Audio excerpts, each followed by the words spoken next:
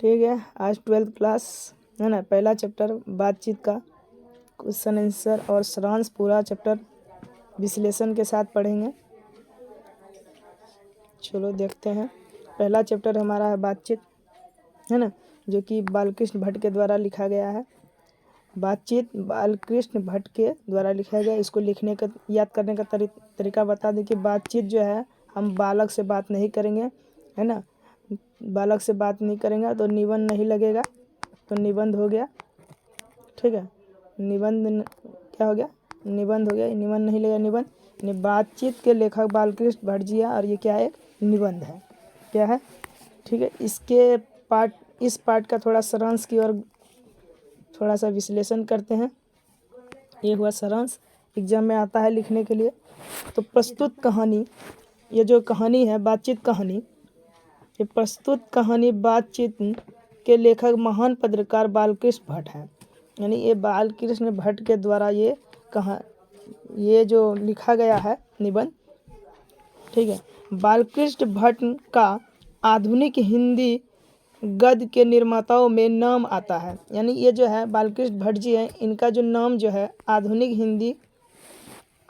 हिंदी के नाम पर आता है।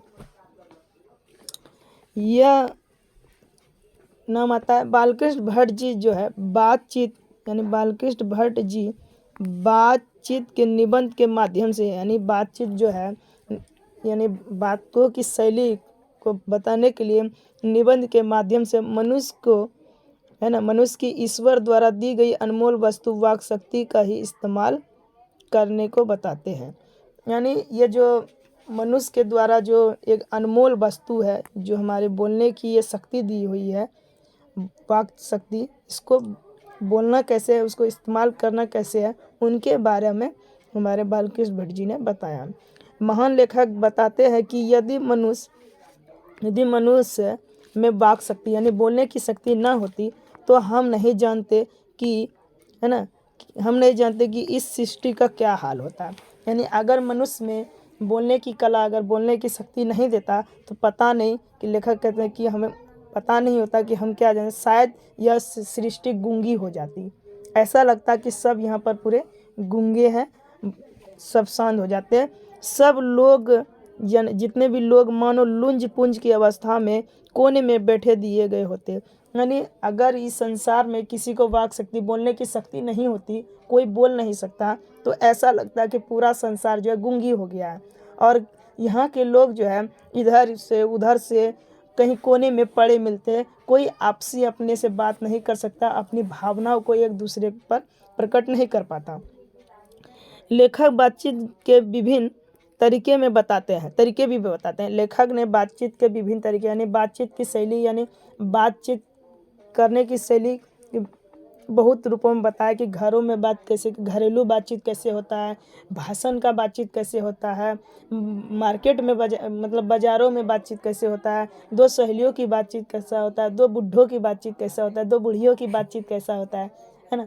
तो उसी प्रकार इसमें कई रूपों में लेखक जो बालकृष्ण भट्ट जी हैं बताने की कोशिश किए हैं कि बातचीत की शैली क्या है। जैसे घरेलू बातचीत का मन रमाने का ढंग है। यानी गांव घर की जो बातचीत होती है, इसमें क्या होती है, गांव घर की बातचीत मन रमाने का अर्थात मन की, गांव में जो बातचीत करते हैं तो मन क्या होता है, मन रमाने का एक जरिया है, एक ढंग है, जिससे मन मतलब विचलित नहीं रहेगा और रोमांचक, मतलब हंसी मजाक रहेगा। ये घरेलू बातचीत ऐसे ही होता है, मन रमाने की बात होती है कि एक दूसरे से जुड़ करके अच्छा से रहेंगे तो मन लगेगा, नहीं तो संसार दूसरे टाइप की लगेगी। तो वे बताते हैं कि जहाँ आदमी की अपनी ज़िंदगी मज़ेदार बनाने के लिए खाने पीने, चलने फिरने आदि की ज़रूरत होती है। बालकृष्ण भट्ट जी बताते हैं जिस प्रकार आदमी को खाने से लेकर के पीने से लेकर हगने तक, है ना, वहाँ तक हर चीज़ की ज़रूरत होती है, उसी प्रकार जो है बातचीत जो है हमारे शुरू से लेकर अंत तक हर चीज़ों में, खाने से लेकर के वहाँ तक, है ना, बातचीत की आवश्यकता होती है। ठीक है, उसी प्रकार बातचीत की भी अत्यंत आवश्यकता है। मतलब बालकृष्ण भट्ट जी अपने शब्दों में कहना चाह रहे हैं कि जिस प्रकार हमको हमारे शरीर के लिए खाना की आवश्यकता है, तो उसी प्रकार हमको हमें संसार में जीने के लिए बातचीत की भी बहुत ही आवश्यकता है। ठीक है, उसके बाद क्या बोलता है, इस सारांश से पूरा समझा देंगे हम। हमारे मन में जो कुछ गंदगी, मन में जो गंदगी रहे छे, धुआं जमा रहता है, गंदगी के तौर पर क्या, मन में जो भी रुआसा, मन फुल्लो, एक दूसरे से बातचीत में रुआसा, दुख, कष्ट, जलन, ईर्ष्या, गाली, है ना, मतलब जितने भी दूसरों के प्रति जो भी अंदर में भरा होता है, जो भी दुश्मनी हो या मन में कुछ दुख हो, कोई भी प्रेम हो, जितने भी बातें अंदर में दबी रहती है, वो क्या है, या कुछ गंदगी होती है। जिस प्रकार मनुष्य के शरीर में पसीना के द्वारा गंदगी निकलता है और भाव के द्वारा गंदगी निकलता है, उसी प्रकार जो है जब तक मनुष्य बोलेगा नहीं, हर बातचीत गंदगी या धुआं की तौर पर निकलता है। वो बातचीत की शैली, वह बातचीत के जरिए भाव बनकर हमारे मन से बाहर निकल पड़ता है। सही बात है, दिखाई नहीं देता है, मन की भावना दिखाई नहीं देती है ना, उसको अनुभव किया जाता है, इसी तरह बात निकल जाता है। इससे हमारा चित्त हल्का हो जाता है। सही बात है, मन में अगर किसी के प्रति आखुड़ है ना, ईर्ष्या है, थोड़ा सा आखुड़ है कि मन मोटापन है, तो थोड़ा सा एक दिन झगड़ा हो गया, दो ठो गाली दे दिए, दो ठो बोल दिए, मन हल्का हो गया, असीम सुख की अनुभूति होती है। अगला दिन हल्का होता है, 2-3 दिन गाली होता है, फिर पंचायती बैठता है, ये बैठता है, वो बैठता है, फिर आओ सनम जाओ सनम मिलना चालू हो जाता है ना। तो मन क्या होता है, हल्का हो जाता है, साफ हो जाता है, जो भी गंदा भरा होता है तो हो जाता है। हमारे जीवन में बातचीत का एक खास तरह का मज़ा है। सही बात है, बातचीत करने का एक खास ही मज़ा है। यह नहीं भट्ट जी बताते हैं, यह नहीं भट्ट जी बताते हैं, यह मतलब यह हम नहीं, बालकृष्ण भट्ट जी बताते हैं कि जब मनुष्य बोलता नहीं तब तक उसका गुण दोष प्रकट नहीं होता। मान लो कोई दूसरे जगह से कोई व्यक्ति आ जाए, ठीक है, उसका स्वभाव क्या है, विचार क्या है, या तुम्हारे घर में ही कोई आ जाए मेहमान, ठीक है, जब तक बोलेगा नहीं, है ना, 2-3 दिन रहेगा, बोलबे नहीं करेगा, उसका क्या स्वभाव पता लगेगा कि वो चोर है, डकैत है, क्या है, नहीं है। तो जब तक मनुष्य बोलता नहीं है, उसके गुण यानी उसके गुण दोष का प्रकट नहीं होता है। तो महान विद्वान बेन जॉनसन का कहना है, यहाँ इम्पोर्टेंट बात लाइन याद कर दिमाग में रखना, महान विद्वान बेन जॉनसन, कौन विद्वान, बेन जॉनसन का कहना है कि बोलने से ही मनुष्य के रूप का साक्षात्कार होता है। यानी ये बेन जॉनसन जो है बेन जॉनसन कहता है कि मनुष्य के बोलने से ही, मनुष्य जो बोलता है उसके बोलने से ही मनुष्य के असली रूपों का पता लगता है।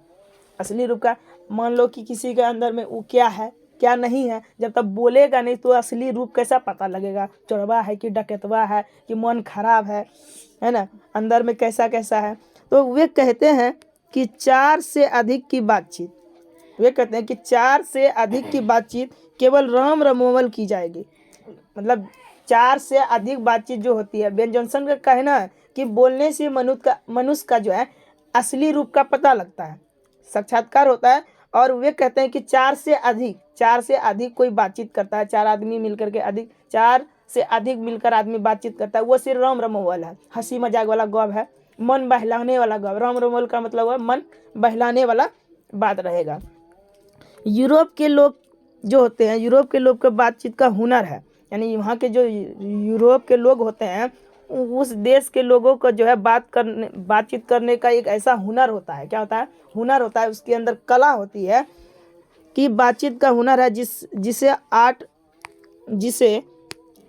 आर्ट ऑफ कन्वर्सेशन कहते हैं। यानी यूरोप, आप एग्जाम में पूछ ले आर्ट ऑफ, ये ज़्यादा पूछता है आर्ट ऑफ कन्वर्सेशन क्या है, तो पूछेगा आर्ट ऑफ कन्वर्सेशन क्या है, तो यूरोप देश की बोलचाल है ना, यूरोप देश में बोलचाल की भाषा यानी शुद्ध रूप से बोलचाल की भाषा एक आर्ट ऑफ कन्वर्सेशन कहलाता है। इसमें कोई चतुराई नहीं चलती, मतलब स्वच्छ मन से, स्वच्छ साफ मन से यह भाषा बोली जाती है।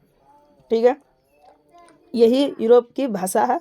बालकृष्ण भट्ट उत्तम तरीका यह मानते हैं कि हम वह शक्ति पैदा करें कि अपने आप बात कर लिया करें।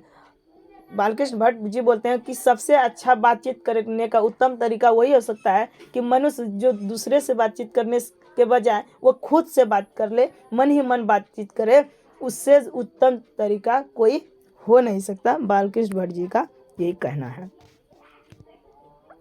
ठीक है, अब थोड़ा क्वेश्चन आंसर में आते हैं। तो बातचीत शीर्षक निबंधकार कौन है? तो हमारे बालकृष्ण भट्ट जी हैं। ठीक है, तो कौन है? बालकृष्ण भट्ट जी है। और बालकृष्ण भट्ट जी जो है किस युग के कवि है ना? भारतेंदु युग के कवि है। हर पॉइंट याद रखना। बालकृष्ण यानी बातचीत शीर्षक निबंधकार, यानी बातचीत शीर्षक जो पाठ अभी पढ़े उसका जो निबंधकार कौन है, यानी निबंध है, एक प्रकार की वो निबंध है, तो निबंधकार हुआ तो वो बालकृष्ण भट्ट जी हैं। और बालकृष्ण भट्ट किस युग के रचनाकार है, यानी कौन युग के रचनाकार है? तो भारतेंदु युग के रचनाकार है। ठीक है, उसके बाद उसके द्वारा लिखा गया 100 अजान एक सुजान, 100 अजान एक सुजान लिखा गया है, ये किसकी रचना है? तो अभी बालकृष्ण भट्ट कर रहे थे, स्वाभाविक है बालकृष्ण भट्ट की ही होगी। तो 100 अजान एक सुजान किसके द्वारा लिखा गया? बालकृष्ण भट्ट जी के द्वारा लिखा गया। आर्ट ऑफ क्या कह रहा है? आर्ट ऑफ कन्वर्सन कहाँ के लोगों में बोली जाती है? आर्ट ऑफ कन्वर्सन कहाँ के लोगों में बोली जाती है? यूरोप के लोगों में बोली जाती है। ठीक है, उसके बाद कहता है कि बालकृष्ण भट्ट ने किस पत्रिका का संपादन किया? तो बालकृष्ण भट्ट जी ने प्रदीप नामक पत्रिका का संपादन किया, जो हम बालकृष्ण भट्ट ने किया। तो बातचीत के माध्यम से, यानी बातचीत के माध्यम से बालकृष्ण जी भट्ट जी क्या बताना चाहते हैं कि बातचीत की बात कैसे करेंगे, बातचीत की शैली बताते हैं। इससे तुम्हारा जो ऑब्जेक्टिव लॉन्ग सही लेंगे पूरा चैप्टर समाप्त, पूरा चैप्टर समझ में आ जाएगा। ठीक है, बातचीत के माध्यम से बालकृष्ण भट्ट जी का यही बताना है कि हम लोगों को बातचीत कैसे करना है, तो बातचीत की शैली बताएं। बालकृष्ण भट्ट का निवास स्थान कौन सा है? तो इलाहाबाद उत्तर प्रदेश। बालकृष्ण भट्ट कहाँ के निवासी थे? इलाहाबाद उत्तर प्रदेश के निवासी थे। और बालकृष्ण भट्ट एंट्रेंस यानी एंट्रेंस की परीक्षा कब उत्तीर्ण की थी? एंट्रेंस की परीक्षा कब की थी? 1867 ईस्वी में की थी। कितना की थी? 1867 ईस्वी में किए थे। अब बालकृष्ण भट्ट द्वारा जो उपन्यास, कौन सा उपन्यास रचित है? तो हमारी घड़ी। कौन उपन्यास है? हमारी घड़ी जो है बालकृष्ण भट्ट द्वारा लिखा गया है। रहो किताब हम नहीं रहो नहीं था, हमको पता है। बालकृष्ण भट्ट के पिताजी का क्या नाम था? बालकृष्ण भट्ट के पिताजी का नाम बेनी प्रसाद भट्ट था। हर चीज याद रखना। बालकृष्ण भट्ट के पिता कौन थे? तो बेनी प्रसाद भट्ट जी था। तो भट्ट जी ने प्रदीप का स्वचालन, यानी प्रदीप नामक जो संचालन कितने वर्ष में किया? यानी प्रदीप जो नामक का जो पत्र था वो कितने वर्षों में किया? उनका साल कितना ईस्वी था? वो 33 ईस्वी। बालकृष्ण भट्ट जी का जन्म कब हुआ था? तो बालकृष्ण भट्ट जी का जन्म 23 जून 1844 ईस्वी में हुआ था। कब हुआ था? 23 जून 1844 ईस्वी में हुआ था।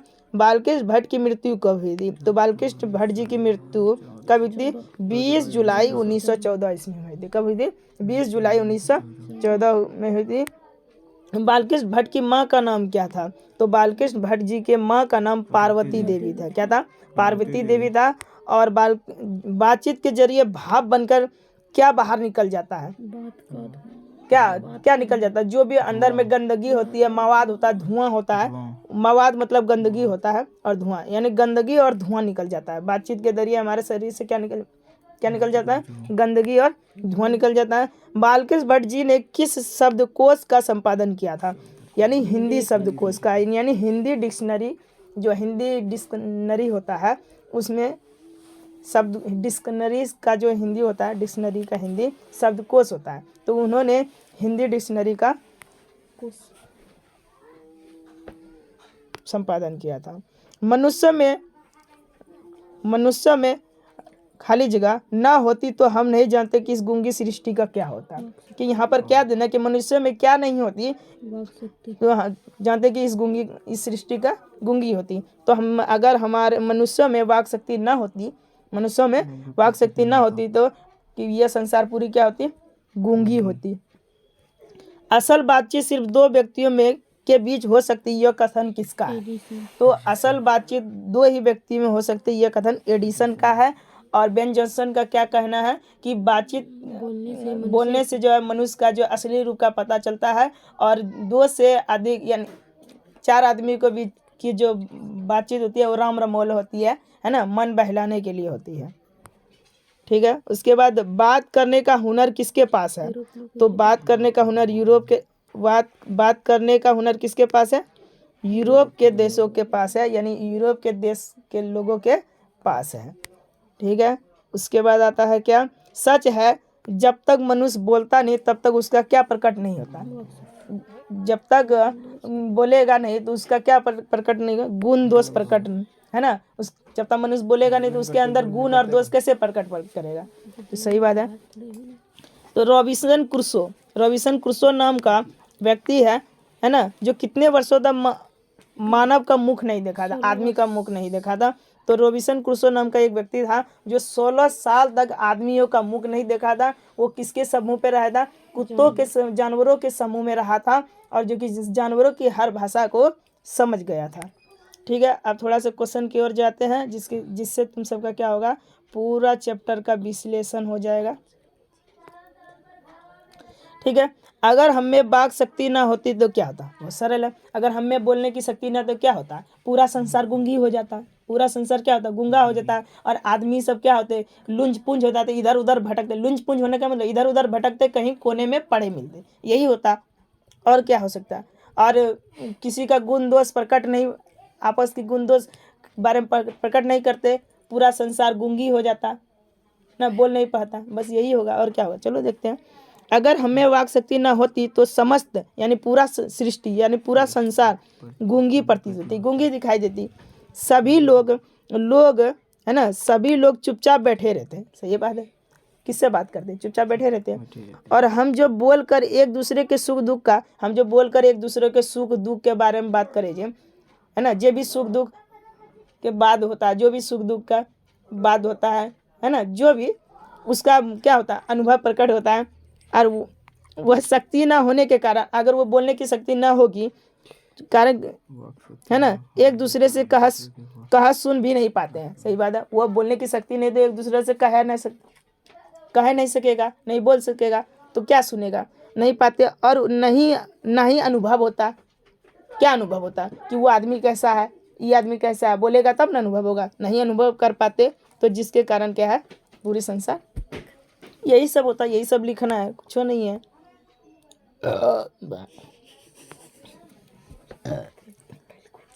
अच्छा, बातचीत के संबंध में, ठीक है, बातचीत के संबंध में बेन जॉनसन एडिसन का क्या बोलना था? बातचीत के संबंध में बेन जॉनसन क्या बोला था? बेन जॉनसन बोला था कि मनुष्य जब बोलेगा ना, मनुष्य के बोलने से ही उसका असली रूप का पता चलता है। और एडिसन की क्या बात था? एडिसन बोलता था कि असली बातचीत सिर्फ 2 ही व्यक्तियों में हो सकती है। अगर कोई तीसरा व्यक्ति आया तो उन सब की बात जो है कोसों दूर चली जाती है, उन सब की बात कोसों दूर चल जाती है। और या तो उसको मूर्ख बना देंगे या तो उसकी बात दूसरी बदल जाएगी। यही दोनों कोई काम करेगा। चलो आप प्रश्न की ओर देखते हैं, और क्या कर सकता है। इतना तो लिखना है, पूरा नंबर मिल जाएगा। तो बातचीत के संबंध में बेन जॉनसन का राय है, यानी बेन जॉनसन की राय है कि बोलने से मनुष्य के सही रूप का पता चलता है। सही बात है। अगर मनुष्य चुपचाप रहे तो गुण दोष का कभी पता नहीं चलेगा। एडिसन का राय है कि असली बातचीत सिर्फ 2 व्यक्तियों में हो सकती है, जिसका तात्पर्य हुआ जब 2 आदमी होते हैं तभी अपना दिल की बात एक दूसरे के सामने खोलते हैं। जब 3 हुए तो वो दूर कोसों चली जाती है।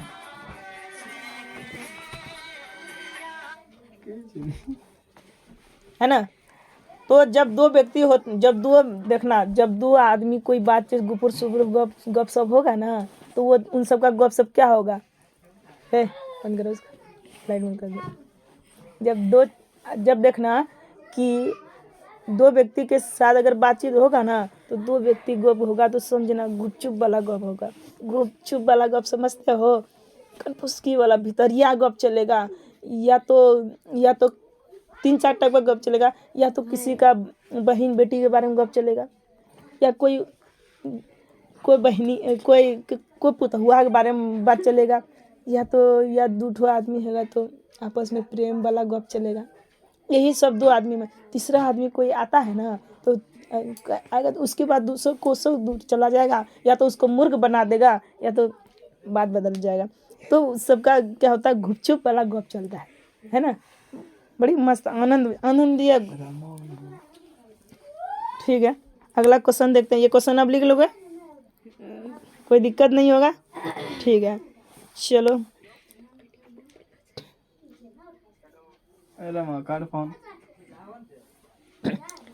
आर्ट ऑफ कन्वर्सन क्या है ये बता चुके हैं पहले ही। आर्ट ऑफ कन्वर्सन क्या, आर्ट ऑफ कन्वर्सन एक बातचीत करने की एक शैली है, कला है, जो कहाँ की है, यूरोप देशों के लोग के ज़्यादा प्रचलित, यानी यूरोप के देशों के लोगों के पास ज़्यादा प्रचलित है। इस बातचीत की कला में कोई चतुराई नहीं होती, कोई चतुराई से बात नहीं करते, दिल खोल करके प्रसंग छोड़े जाते हैं, दिल खोल करके अच्छा से बोले जाते हैं, जिन्हें सुनकर कान को जिनको सुनकर कान को बड़ी अत्यंत सुख मिलता है, आनंद आता है। साथ ही अन्य नाम शुद्ध कोष्ठी होती है, शुद्ध बुद्ध खो जाते हैं, यही सब होता है ना। तो देखो, आर्ट ऑफ कन्वर्सन बातचीत करने की एक कला है, सही बात है, जो यूरोप के लोगों में ज़्यादा प्रचलित है, यूरोप देशों में ज़्यादा प्रचलित है, विकसित है। इस बातचीत के कला में ऐसी कोई चतुराई नहीं होती, मतलब कोई चतुराई से बात नहीं, दिल खोल कर बात करो, खूब मज़े से प्रसंग छोड़े जाते हैं, कोई फुसकी छोड़ देता है, कोई हवा छोड़ देता है। किसका, क्या चीज़ का हवा, क्या चीज़ का हवा, बातों की हवा, इसे दूसरे हवा छोड़ सीख लेते है ना। तो इसी प्रकार कोई हवा छोड़ दिया, जिस प्रकार बातों की हवा छोड़ा तो हंसी मजाक हुई, है ना, तो हंसने लग गए, जिस प्रकार तुम सब हंसे, कि जिन्हें सुनकर कान को अत्यंत सुख मिलता है, जिन्हें सुन करके कान को सुख मिलता है, बड़ी आनंद आता है, बड़ी गप राम रमोल वाला गप चलता है। साथ ही इस नाम से शुद्ध कोष्ठी होती है, आहा बड़ी आनंद आता है। ठीक है, अब अगला क्वेश्चन लिख लोगे, कोई दिक्कत तो नहीं होनी चाहिए, इतना बढ़िया ढंग से समझा रहे हैं। जो नहीं लिखेगा तो वो गधे ही होगा। ठीक है, मनुष्य की बातचीत का उत्तम तरीका, अब बोलता है कि मनुष्य की बातचीत का बढ़िया तरीका क्या होता है। बालकृष्ण भट्ट जी ने कहा था कि बढ़िया तरीका वही सकता है कि सबसे पहले वो अपने से बातचीत कर ले, अर्थात कोई बोली किसी को कहने से पहले तुम उसको थोड़ा सा चख लो।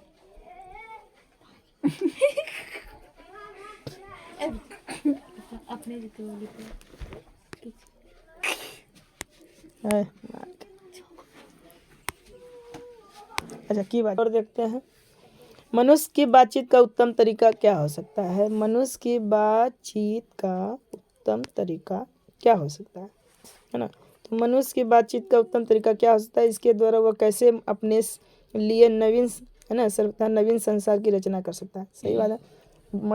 यानी सबसे पहले मनुष्य की बातचीत का उत्तम तरीका वही हो सकता है, वो सिर्फ से, है ना, स्वयं से, किससे, स्वयं से बातचीत कर लिया करे, सबसे उत्तम तरीका यही होता है। और इससे क्या होता है, नवीन संसार यानी नया संसार तभी हो सकते हैं अगर खुद से बातचीत, मान लो कि अगर किसी से बातचीत करना है, उसके अंदर अब किसी को कोई शब्द बोलना है, उससे पहले, बोलने से पहले खुद चखो, अगर वो चखना थोड़ा कड़वा लगता है, वो बातचीत का कड़वा लगता है, तो दूसरे को मत कहो। अगर वैसी अच्छी वाणी निकलेगी जिससे जो है नया संसार क्या होगा, नया संसार की स्थापना हो सकती है, यही बारी है। ठीक है, देखते हैं। मनुष्य में बातचीत का सबसे उत्तम तरीका आत्मवार्तालाप। आत्मवार्तालाप का मतलब आत्मा से बातचीत ना, अपने से, स्वयं से बातचीत कर लिया। तो मनुष्य अपने अंदर ऐसी शक्ति विकसित कर जिसके कारण वह अपने आप से बात कर लिया करे। आत्मा, है ना, आत्मा वार्तालाप से तात्पर्य क्रोध पर नियंत्रण, जिसके कारण अन्य किसी व्यक्ति को कष्ट ना पहुँचे। सही बात बोले, पहले बोल दे कि भाषा ऐसा निकालो कि उसको बोलने से पहले खुद चख लो। अगर तुम्हें कड़वा लग रहा है तो उसको मत बोलो, अगर तुम्हें मीठा लग रहा है तो उसको अगर कहोगे मीठा लगेगा, और जिससे अगर मीठा लगेगा, है ना, तो क्या होगा, नया संसार का निर्माण होगा, तुमको चाहेगा, अच्छा होगा, तुम्हारा कुछ भाग अच्छा होगा। अगर इधर से वाणी निकली खराब, उधर से चप्पल आया, ऊपर से जूता आएगा, चप्पल आएगा, क्या क्या आएगा वो पता नहीं है। तो क्योंकि हमारी भीतरी मनोवृत्ति नए नए रंग दिखाया करती है। सही बात है, वह हमेशा बदलती रहती है। इंसान को चाहिए कि अपना जीवा का काबू में रखे, है ना। इंसान को चाहिए कि अपना जीवा क्या करें, काबू में रखे, है ना। काबू में रखो, नहीं तो है ना चप्पल खाओगे। मधुरता से भरी वाणी बोलो, आहा मिठो गो बभनिया जुगुरो, ना। जिसे न किसी से कटुता रहेगी ना बैर। अब मिठो गो अब दब है न कटुता रहे, तो कटुता मतलब कटुता गो अब न दब है तो न किसी से बैर होगा। बैर का मतलब खाया वाला बैर में दुश्मनी। इस दुनिया में खूबसूरत हो जाएगी, यह दुनिया खूबसूरत हो जाएगी, है ना। इससे दुनिया क्या हो जाएगी, खूबसूरत हो जाएगी। बातचीत का सबसे उत्तम तरीका यही हो सकता है कि स्वयं अपने से बातचीत कर लिया करो। अगर बोला है ना, जैसी वाणी बोलिए मन का आपा खोए, है ना। इसी प्रकार जो है मन का आपा है, आप भी बोलिए बढ़िया तो तुम भी अच्छा बोलो।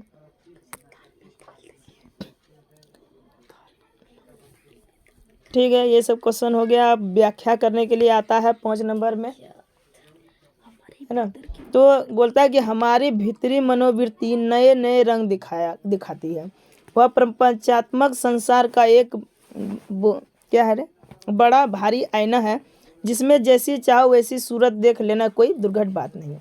यानी कह रहे कि हमारी आत्मा जो है एक भारी आईना के समान है ना।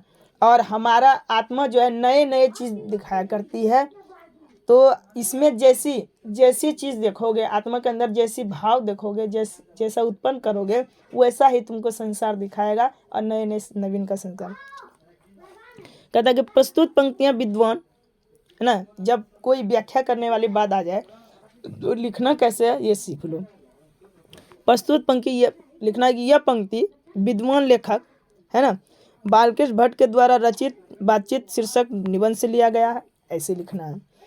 इन पंक्तियों में लेखक ने लिखा है, इन पंक्तियों के द्वारा यह लेखक ने कहा है कि जब मनुष्य समाज में रहता है, कहाँ, मनुष्य समाज में यानी गांव घर में एक प्रति अपने प्रति समाज से ही भाषा सीखता है। सही बात है।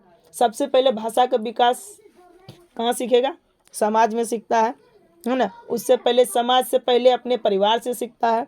तो भाषा उसके विचार यानी उसके विचारों पर अभिव्यक्ति का माध्यम है, बन जाती है। परंतु उसके अंदर की मनोवृत्ति स्थिर नहीं रहती। यानी भाषा तो सही ठीक सीख लेता है सही सही घरों से, तो उसकी मनोवृत्ति यानी उनकी मन की वृत्ति जो है ठीक नहीं रहती है, इधर उधर मचलती रहती है। कहा भी गया है कि चित्त बड़ा चंचल होता है। कहा भी गया है कि चित्त मन बड़ी चंचल है। मन की है बड़ी, चित्त मतलब मन बड़ा चंचल होता है। कखनियो मोगीर मरे जेतो, कखनियो मैं मरे जेतो, कखनियो टका मरे जेतो, कहते कहते भटकतो पता नहीं चलता। इसकी चंचलता के कारण एक मनुष्य दूसरे मनुष्य के दोस्त और दुश्मन मान लेता है ना। कभी कभी क्या करता है, दोस्त या दुश्मन मान लेता है। वो कभी क्रोध कर बैठता है, कभी कभी गुस्सा हो बैठता है ना। कभी कभी मीठी बातें करता है। इस स्थिति में मनुष्य की असली चरित्र का पता नहीं चलता है। तो नहीं चलता है। मनुष्य मन की स्थिति के गिरगिट के जैसे रंग बदलती है। मनुष्य का मन जो है गिरगिट के जैसा रंग बदलता है। इस स्थिति के कारण लेखक इस मन की प्रपंच को जड़ मानते हैं। वह कहता है कि यह आईना के समान है। जो हमारा मन जो है एक आईना के समान है। इस संसार में छल कपट झूठ फरेब सब होते हैं। इसका सबसे बड़ा कारण मन की चंचलता है ना। मन स्थिर नहीं है। मन चंगा तो कठौती में भी गंगा, मन चंगा नहीं तो का गंगा, का मोगी का दूल्हा। तो विद्वान लेखक इस स्थिति से बचने की सलाह भी देते हैं कि मन पर नियंत्रण रखना चाहिए। मन पर क्या रखना चाहिए, नियंत्रण रखना चाहिए। मन अगर नियंत्रण है तो सब संसार मस्त मगन है।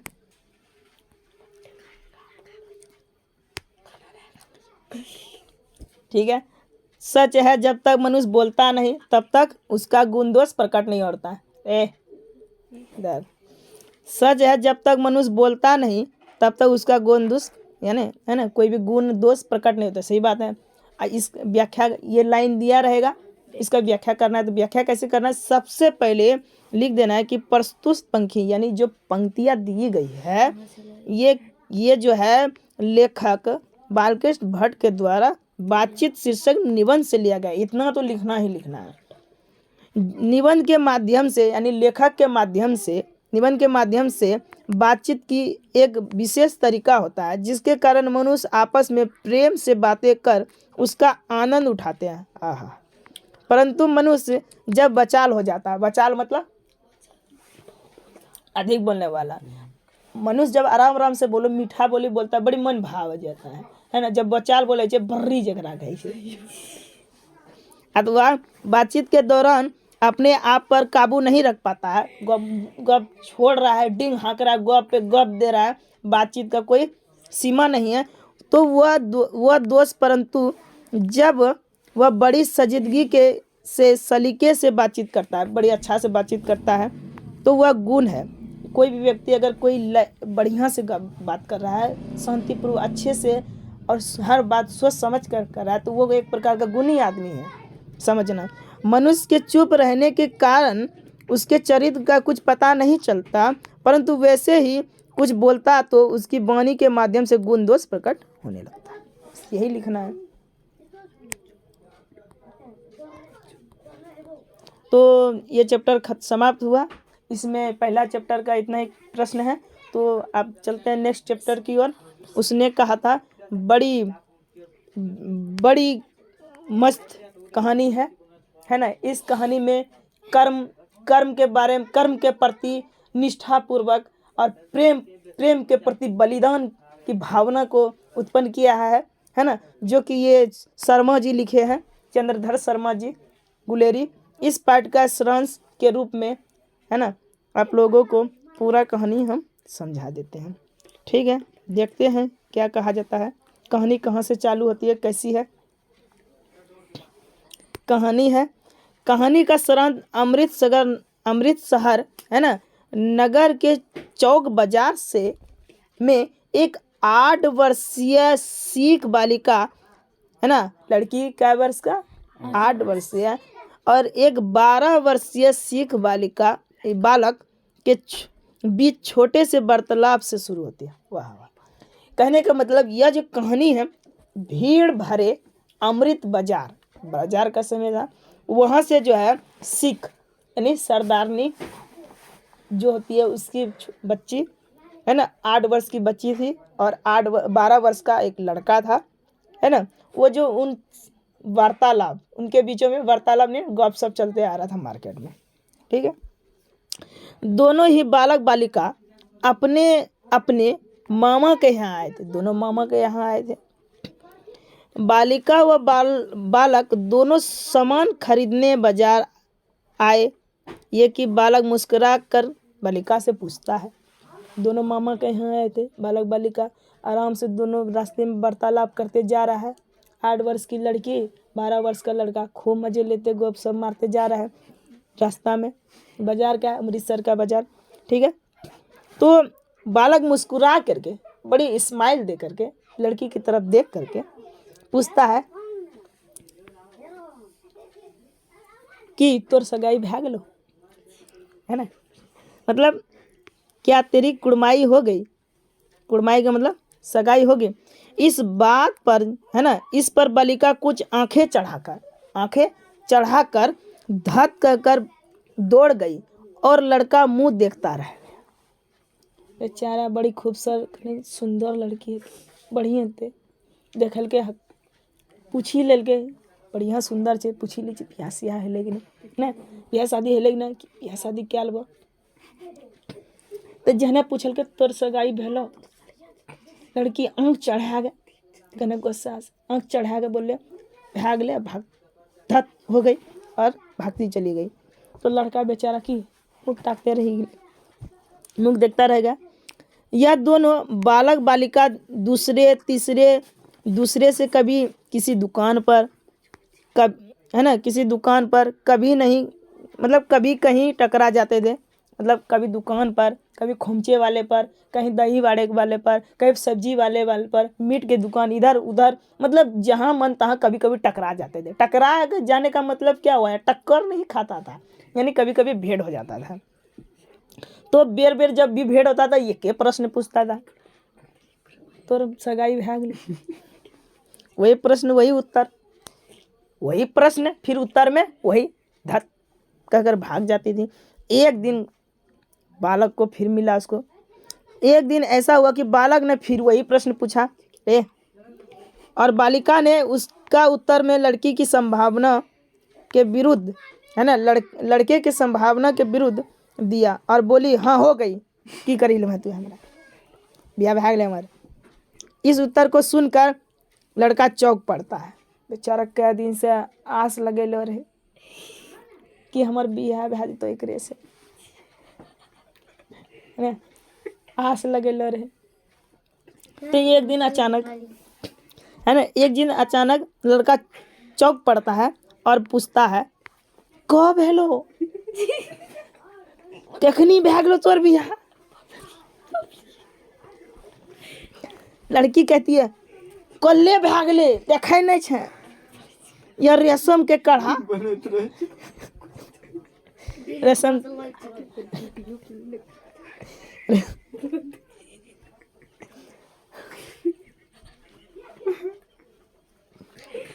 ऐसे करोगे तो पढ़ाना बंद कर देंगे। तो मतलब यह रेशम से कढ़ा हुआ साल, ये जो शॉल ओढ़ी हुई थी, यह कहकर भाग जाती है। परंतु लड़के के ऊपर मनो वज्रपात, यानी मन में बड़का वज्र वाला पाद की थी। वज्र मतलब वज्र एक भयंकर चीज होता है जो भगवानों के द्वारा चला जाता है, वैसे एक प्रकार का मतलब वज्रे रख लो, वज्र बोलता है इसको। अचानक वज्र आसमान टूटी जैसे कि भाई बड़ी कठिन परिश्रम समस्या भी जैसे होती है और वह किसी को नाली में ढकेल देता है। इतना परेशान भाई जाते जाते कभी नाली में ढकेल ही दीजिए। किसी छाबड़ी वाले को छाबड़ी गिरा देता, पोपी वाला सी छाबड़ी है। किसी कुत्ते को पत्थर मारता, बेचारा तंग भाग ले, इतना दिन से आस लगे रहे। किसी सब्जी वाली को ठेले में दूध उड़ेल देता, किसी सामने आती हुई वैष्णवी से टक्कर मारा देता और गाली खाता। वैष्णवी पंडितनी दौड़ते रहे, टक्कर भाग ले, गरिया दल के।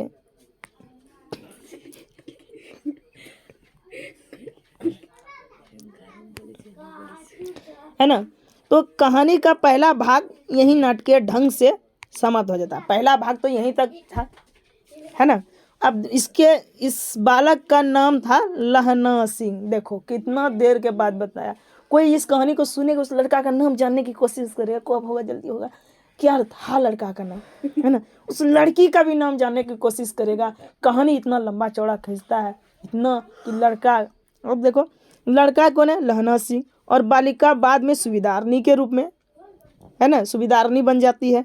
क्यों बन जाती है, क्योंकि सुबेदार नाम का व्यक्ति से बिहार हो जाता है तो इसको सुबेदारनी बोल देती है ना। जैसे पंडित से बिहार हो जाता पंडितनी बनी जैसे, है ना। तो बहुत मतलब जिससे भी आज तो उसी स्वभाव से हमारे सामने आती है। इस घटना के 25 वर्ष बाद, ये बच्चा वाला कहानी जो होता है अमृतसर बाजार में, 25 साल के बाद कहानी दूसरा भाग शुरू हो जाता है। चलो फिर कहानी सुनो। लहना सिंह युवा हो गया है, लहना सिंह जवान भाग ले, कहीं बच्चा रहे। जर्मनी के विरुद्ध लड़ाई लड़ने वाले सैनिकों में भर्ती हो गया है, सैनिक में भर्ती भाग लो। और अब वह 77 राइफल से जमानदार है, 77 नंबर का राइफल जमानदार है। एक बार वह 7 दिन की छुट्टी लेकर अपनी जमीन के किसी मुकदमे पैरवी करने घर आया था। मैंने जमीन से रिलेटेड कोई बात पैरवी करने के लिए घर आया था। कहते हैं छुट्टी लेकर के, कहते हैं सिपाही रहे, है ना, तो आर्मी रहे, तो आर्मी कहते हैं फौज से छुट्टी लगे तेरे। वहीं उसे अपने रेजिमेंट के अफसर की चिट्ठी मिलती है कि फौज को युद्ध पर जाना है ना, फौरन चले जाओ। इसी के साथ सेना के सूबेदार हजारा सिंह की चिट्ठी मिलती है कि उसे और उसके बेटे बोधा सिंह दोनों को लाम पर जाना यानी छुट्टी पर जाना, अथवा साथ ही चलेंगे। चलो ठीक है, चलो। सूबेदार गांव के रास्ते में पड़ता है, सूबेदार का गांव जो है रास्ते में पड़ता था, और वह लहना सिंह को चाहता भी बहुत था, जो कर सूबेदार रहे, मेन जो रहे, चाहते रहे। लहना, यहाँ समझो, लहना सिंह सूबेदार के घर पहुंच गया। जब तीनों चलने लगे,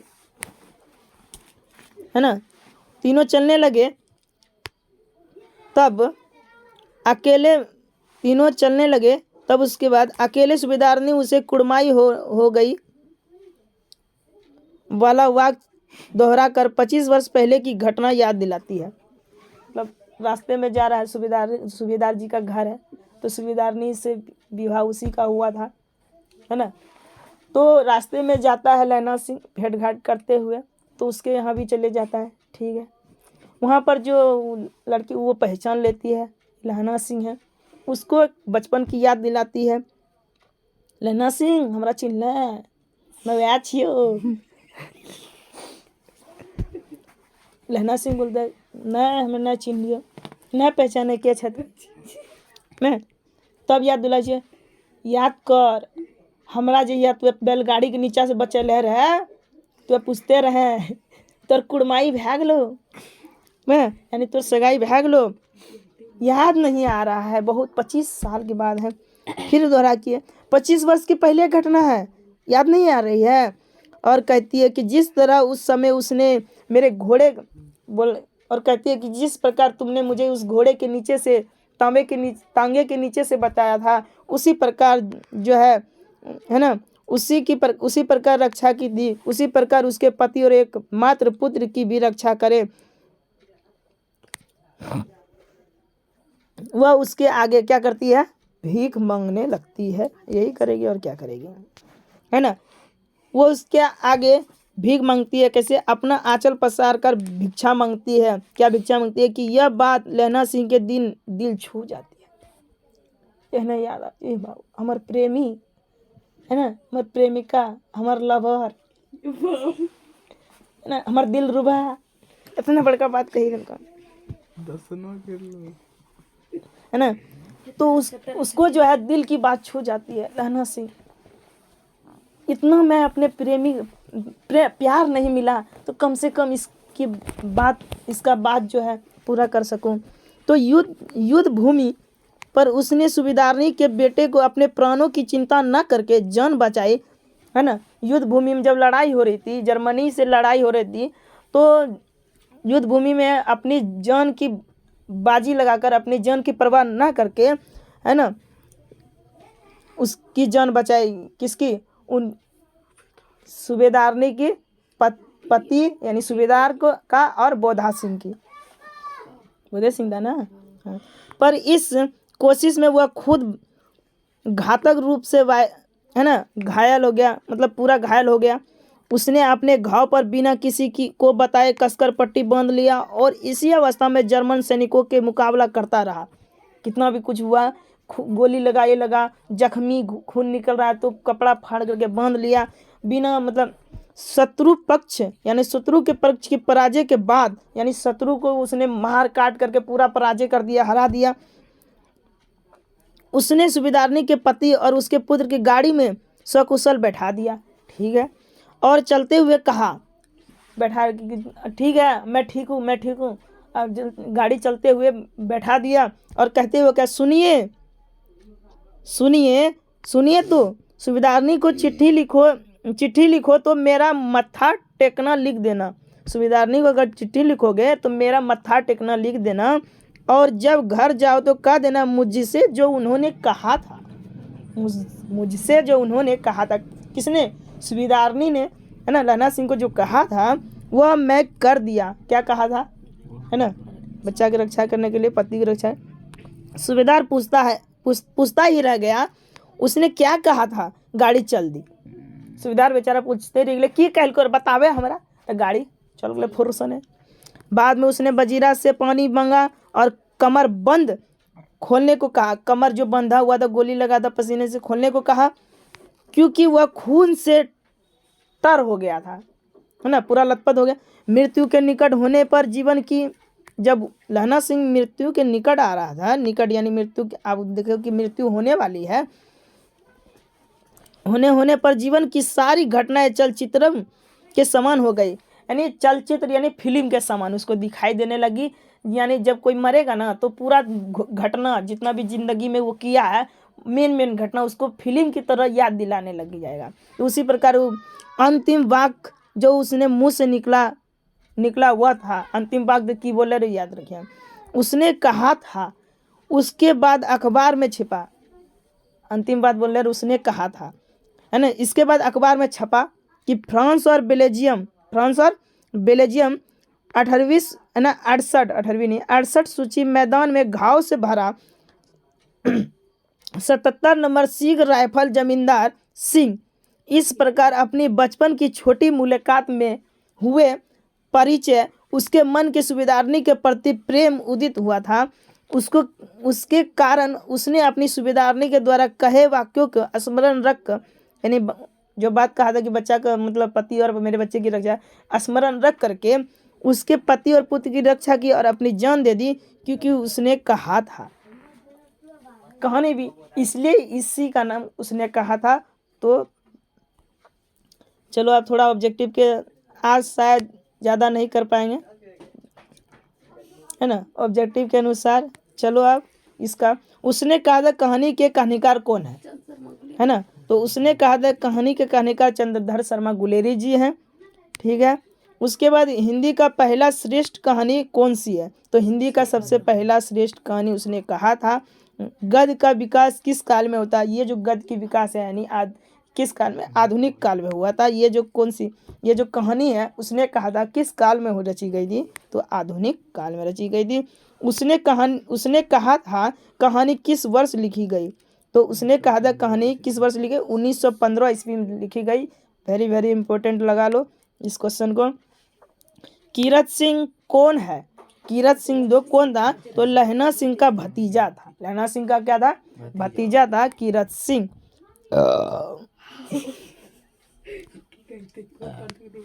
उसने कहा था, क्या कहें, आज जो है ना खाली है इसलिए एनर्जी चाहिए ना इसमें, इसलिए खा लिए हैं, थोड़ा एनर्जी जरूरी है, इसलिए बार बार ढका रहा है। कुछ ज़्यादा लग गया, खाने चला गया है ना, कुछ ज़्यादा खाया चला गया है। तो 6 नंबर देखो, उसने कहा था कैसी कहानी है ना, तो एक प्रकार का फ्लैशबैक स्टाइल है।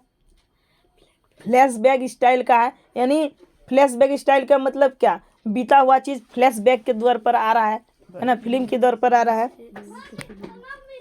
चंद्रधर शर्मा गुलेरी कहानी कौन सी है ना, तो उसने कहा था किसी कहानी, है ना, किस कहानी को महान कौन बनाता है। इस कहानी का जो महान कौन बनाता है, कहानी का उद्देश्य, जो इस कहानी को जो है महान कौन बनाता है, कहानी का मेन उद्देश्य क्या था, बच्चे को बचाना, और एक ही वाक्य था, है ना, उसने कहा था।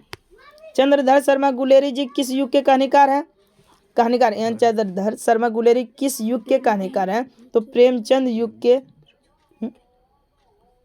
कौन युग है, भारतेंदु युग है ना, तो ऑप्शन नंबर थोड़ा सा गलती हो रहा है, ये नहीं होगा, भारतेंदु युग होगा, ठीक है। तो चंद्रधर शर्मा गुलेरी जी जो है भारतेंदु युग के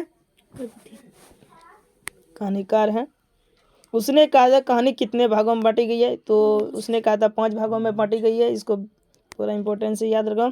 पाठ में किस महीने का नाम आया था, कार्तिक महीने में का मतलब नाम आया था, है ना। पलटन का विदूषक कौन था, पलटन का विदूषक वजीरा सिंह था। चंद्रधर शर्मा गुलेरी का जन्म कब हुआ था, तो चंद्रधर शर्मा का गुलेरी का जन्म 1883 ईस्वी में हुआ था।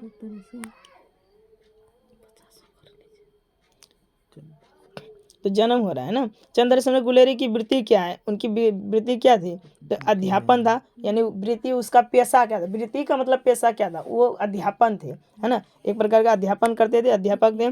गुलेरी जी ने किस पत्रिका का संपादन किया, तो समालोचन पत्रिका का संपादन किया उन्होंने। और काशी नगरी पत्रिका के गुलेर जी ने क्या है, यानी क्या है, संपादक है। काशी नगरी पत्रिका के गुलेरी जी का क्या है, तो संपादक है,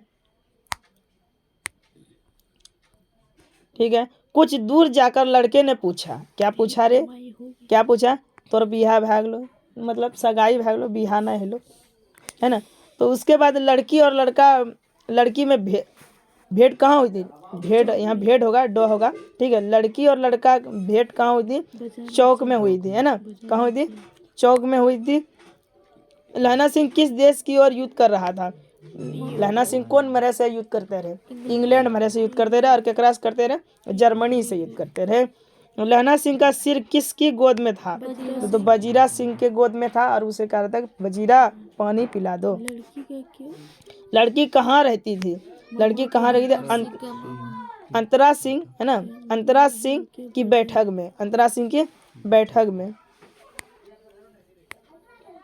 नकली लड़ाई के पीछे लहना सिंह का क्या, कहाँ शिकार पर गया था? है ना, तो जगाधरी। कहाँ गया था? जगाधरी। चलो अब क्वेश्चन की ओर आते हैं। क्वेश्चन है कि उसने कहा था कहानी कितने भागों में बटी है, और कहानी कितने भागों में युद्ध का वर्णन है? यानी उसने कहा था, तो उसने कहा था कहानी 5 भागों में बांटी गई है, और इस पूरी कहानी में 3 भागों में युद्ध, यानी 3 भाग में युद्ध के बारे में बताया गया है। दूसरे और तीसरे और चौथे भाग में युद्ध का दृश्य है ना। कौन कौन भाग में? 3 भागों में युद्ध का वर्णन है। वो भाग क्या? दूसरे, तीसरे और चौथे भाग में। कहानी के पात्रों की सूची के, मतलब इस कहानी में कौन कौन भाग लिए थे? तो कहानी के पात्र जिनमें कुछ प्रमुख हैं, कुछ गौण है, यानी कुछ गौण है मतलब कुछ बताया नहीं जा सकता। कहानी के पात्रों के नाम लिखे हुए थे। लहना सिंह जो एक नायक है, जो हीरो थे, है ना, इस कहानी के हीरो थे। सूबेदारनी थी, जो उसकी हीरोइन नहीं कहो, उसकी प्रेमी कहो, बचपन की प्रेमिका। सूबेदारनी का पति था। हजारा सिंह, है ना, बोधा सिंह था, सूबेदार का बेटा था। और अंतरा सिंह था, है ना, किसका भतीजा था? लहना सिंह का भतीजा। लड़की का मामा कौन था? लड़की का मामा, ठीक है। उसके बाद महासिंह था, सिपाही था। महासिंह कौन था? सिपाही था। वजीरा सिंह भी सिपाही था। इत्यादि, मतलब आदि, है ना, आदि रोल इस कहानी में जो अपनाए गए थे। चलो थोड़ा सा लहना सिंह का परिचय दो।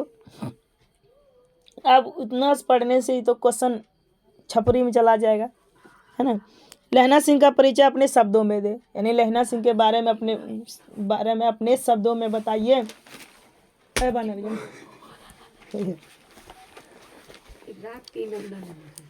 लहना सिंह एक वीर सिपाही था, सही बात है, एक वीर सिपाही था, कर्मठ सिपाही था और कर्म प्रधान सिपाही था।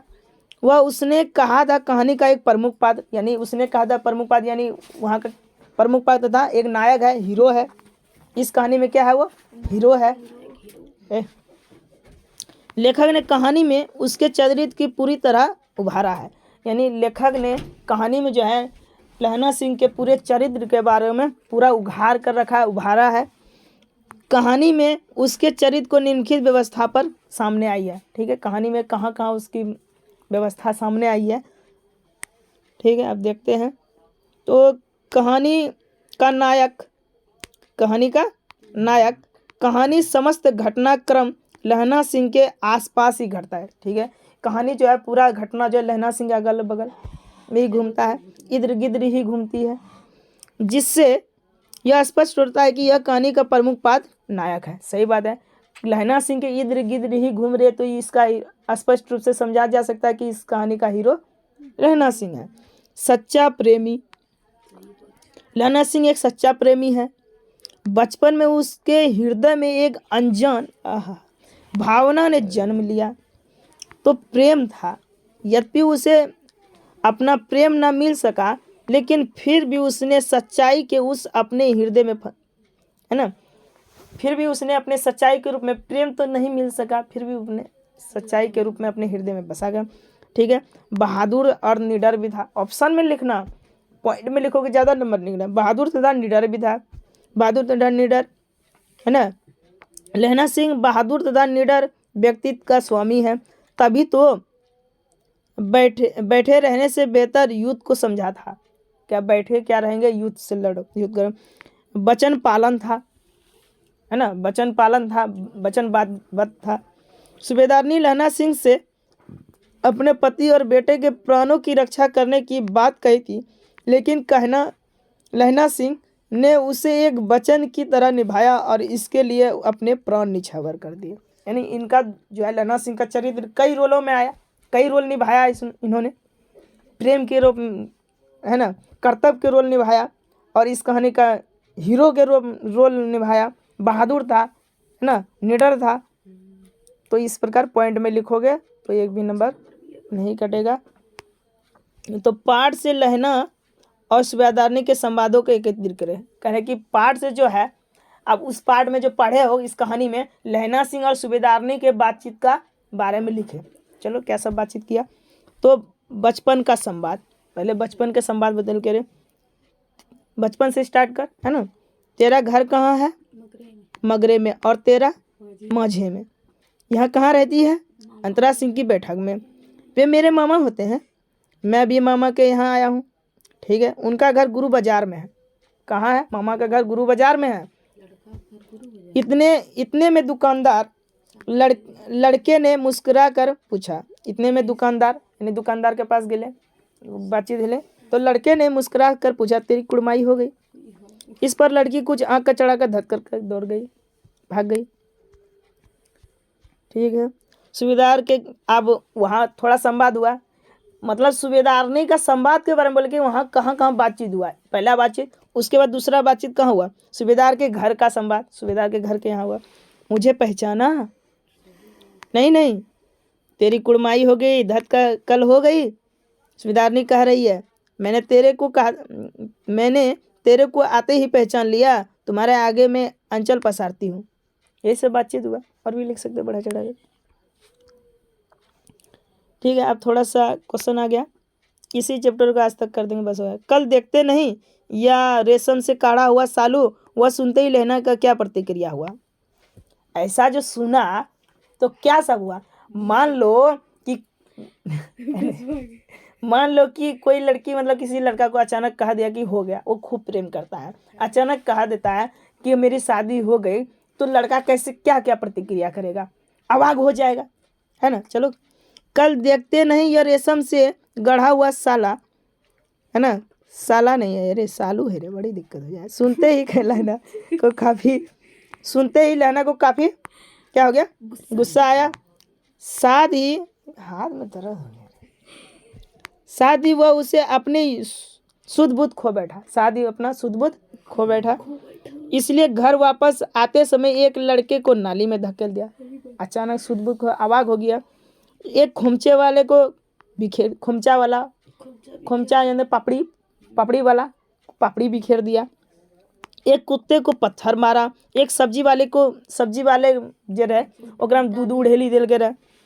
एक पूजा पाठ करने वाली औरत से टकरा गया, वैष्णवी से टकरा गया, जिसे अंधे की उपाधि मिली।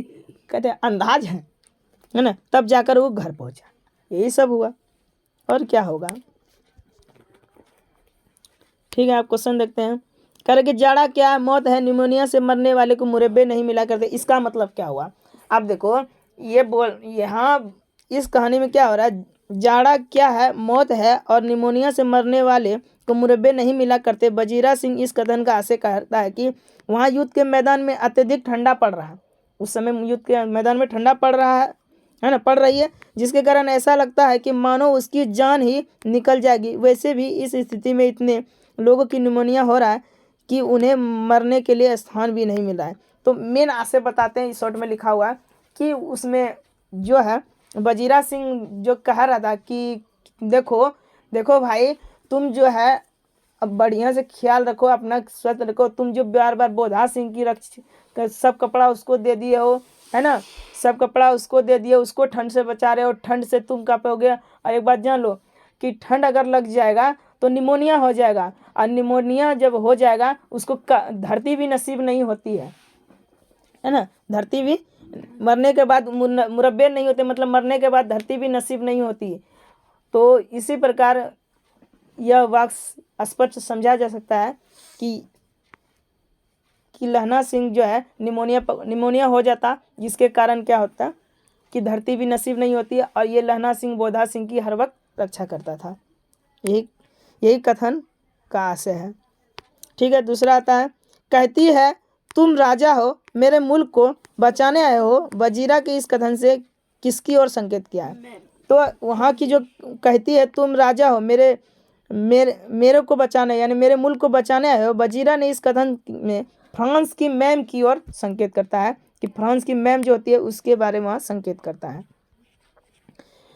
ठीक है। उसके लहना सिंह के गांव में आया तुर्की, वहाँ जो तुर्की आया था, तुर्की मौलवी क्या कहता है?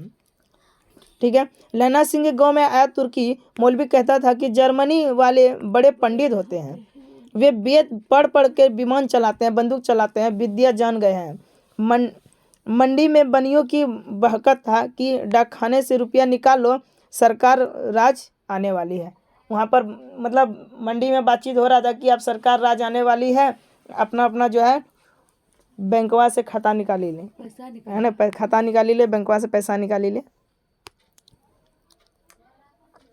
लहना सिंह का दायित्व बोध और उसकी बुद्धि दोनों ही समहरणीय है, इस कथन का पुष्टि करें। ठीक है। तो आप बढ़िया से देखो, लहना सिंह एक सैनिक था, सही बात है। उसका कर्तव्य था रण क्षेत्र में लड़ना, साथ ही उसका यह भी कर्तव्य था कि वह हर समय सजग रहे। युद्ध भूमि में सैनिक को बड़ा सावधान रहना चाहिए। साथ ही उसका यह भी कर्तव्य था कि वह बोधा सिंह और सूबेदार हजारा सिंह के प्राणों की रक्षा करे। डबल कर्तव्य था उसको, क्योंकि सूबेदारनी ने आंचल पसार कर भीख मांगी थी और हम देखते हैं कि उसने अपने सभी कर्तव्यों को पालन किया। वह बहादुर है और पूरा सजग है। यह उसकी सजगता थी कि लेफ्टिनेंट साहब को उसने पहचान लिया था, है ना, लेफ्टिनेंट साहब को पहचान लिया था। उसका दूसरा कर्तव्य था सूबेदार और बोधा सिंह की रक्षा। उस कसौटी पर भी वह खरा उतरा, मतलब दोनों जगह पर खरा उतरता है। स्वयं जाड़ा खाता है, बोधा को अपनी जर्सी दे देता है और उन दोनों को सुरक्षित खाई में भेज देता है। वह बुद्धिमान और विलक्षण समझकर बूझ वाले व्यक्ति हैं, है ना। उसकी खाई में लेफ्टिनेंट साहब के भेष में एक जर्मन अफसर आ जाता है। यहाँ उसकी समझ बूझ विलक्षण होती है, यानी वहाँ आते कहानी पढ़ चुके वैसे भी उसके बड़े फायदे से पहचान लेता है ना, उनके फायदे, उनका कायदा जो था, लक्षण जो था पहचान लेता है। वजीरा सिंह को पीछे के दरबार में भेजता है। सूबेदार को सावधान कर, है ना, सूबेदार को कहता है कि सावधान हो जाइए, है ना। फिर बनावटी लेफ्टिनेंट साहब की खबर लेता है, कहते कि सावधान हो जाइए, जो है आ गया है जर्मन का एक आदमी। उसने कथन बड़ी बुद्धिपूर्ण करते हैं। इस प्रकार उसमें यह दोनों विशेषताएं चरम पर है, उत्तरदायी, बौद्धिक और बुद्धिमत्ता है। कितना क्वेश्चन है। ठीक है, आई होप तुम सबको समझ में आ गया होगा। तो आज की क्लास यहीं ख़त्म करते हैं, है ना। तो अगला दिन ये क्लास चलेगी, थोड़ा एनर्जी डाउन हो गया है, देखने के लिए